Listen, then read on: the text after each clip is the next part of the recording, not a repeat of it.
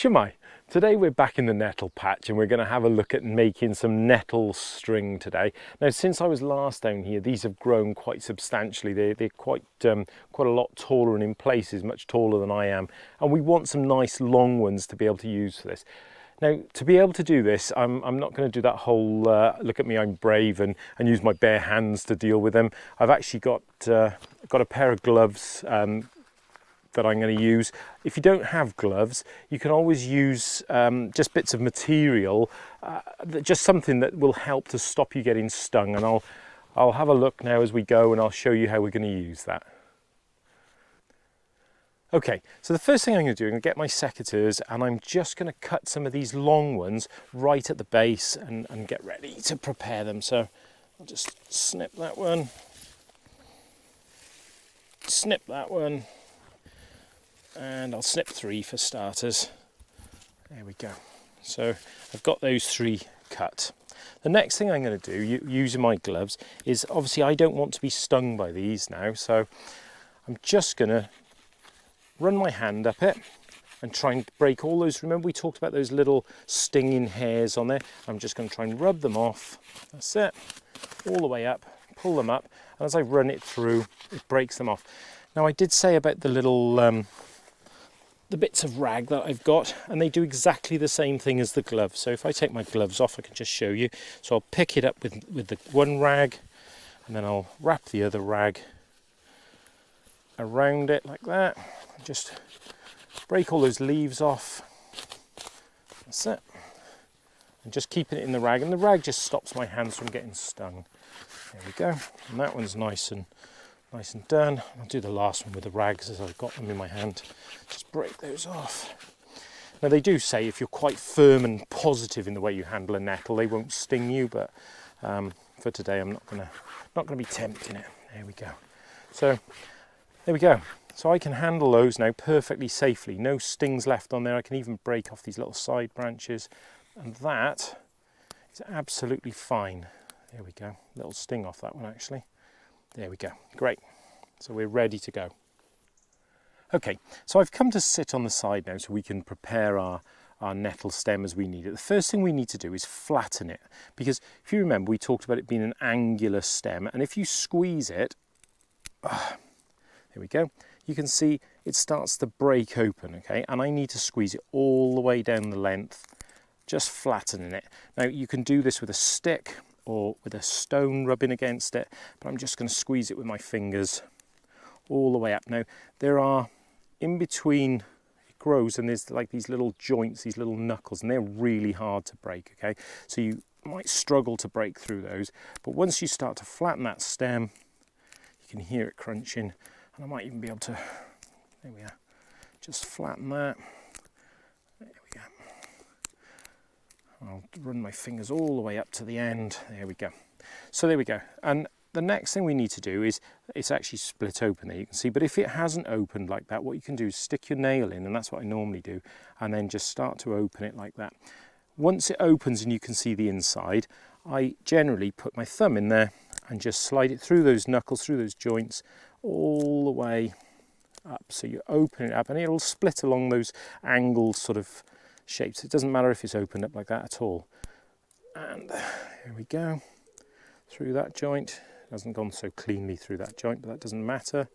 And we'll just run our thumb up there, keep opening it, keep opening it, keep opening it right the way up till we get to the top. I'll break that bit off because that bit's not going to work. Okay, so there we go. Now it's the inside that we want to lose. The fibres are actually running up the outside. So what we do is literally bend it over. You can see it cracking, you hear it breaking, and the inside fibres separate from the outside fibres that we want to keep. And it is as simple as this. I place my thumb over the outside fibres, and that pith on the inside just breaks away from the outer fibres. And as I pull it down, it separates, and I can actually pull it, it's falling off there, just pull it down over my finger, running my thumb between the inner fibres and the outer fibres, and there it is. And then we'll do the same on the other side, put my flop it over my finger, put my thumb between the outer fibres and the pith, pull it down, Fantastic. And that is the outer fibres that we want to keep.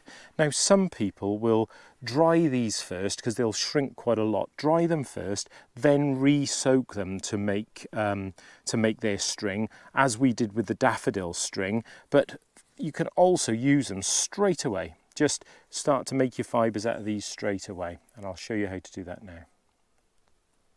So we've got this far and we've got our fibres, our outer fibres prepared. Now this is too thick for what I want, so I'm just going to split it down so I've got sort of half and half, and you can split it, you know, any way you want. So I'm just going to, there we go. So what I've got now is 2 strands, and one end is tapered and thinner than the other. Now if you remember what we did with the daffodil string, what we're going to do is just as simple as twisting it. I'm going to hold this side and I'm just going to twist it forward, keep twisting it forward.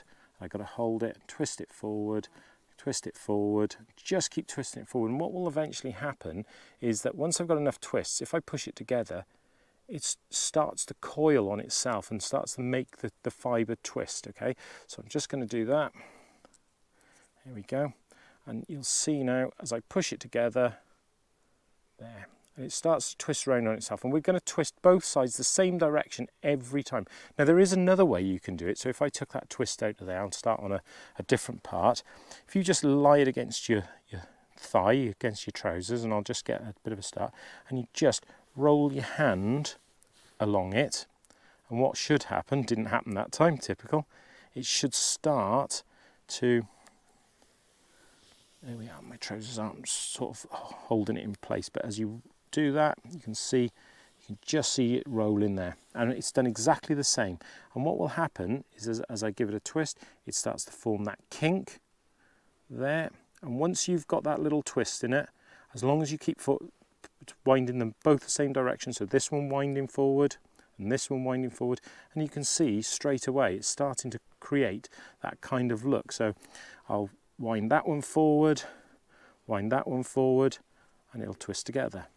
And I wind this one forward, so I'm just twisting them both the same, twist this one forward, and it'll twist together.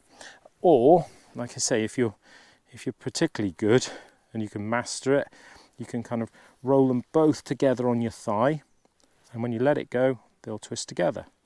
And then do the same, and just roll them both together, both forward, and they'll end up twisting together. So we'll continue doing that until we get to an end. Now these fibres are obviously way, way longer than daffodil fibres, but as we twist them both forward, let them twist together, twist them both forward, and these can be incredibly strong. Nettle string is really, really strong, and already just doing that, that's really strong. Now what will happen is we'll get to an end where one will taper off compared to the other, and all we do, as we did with the daffodil string, is just, if you imagine we've got that far, you just wind them together. You pretend that they are one piece and you just integrate the one into the other, and you can see that they would continue into, I can see that end's flopped out, but they would continue into one single piece. So I've carried on, so it's taken hardly any time to get this far, but I'm not going to leave it. You can see how this tapers, but I'm not going to leave it till I'm too close to the end before I start to weave in the other one. So I'm going to take the other piece that I've done, and you can see it's quite straggly actually there, and it doesn't matter because anything that you weave in can be taken out later. So I just lie it, see that? That's the one that's there. Just lie it over the top and treat it as if it's all one. So I'm going to twist that forward, and then let them coil together. Twist that forward, twist that forward, and let them coil together. Twist that forward, and always twisting them forward. And that really is probably already sort of part of the thread strong enough that I could pull on it and it wouldn't come out. And it's as simple as that. And anything like that that's out and straggly, just snip that off later. Just trim it off and job done. And then I'll keep going and just keep rolling forward and just keep going. And then once I get to the end of this one, do exactly the same and integrate the next piece.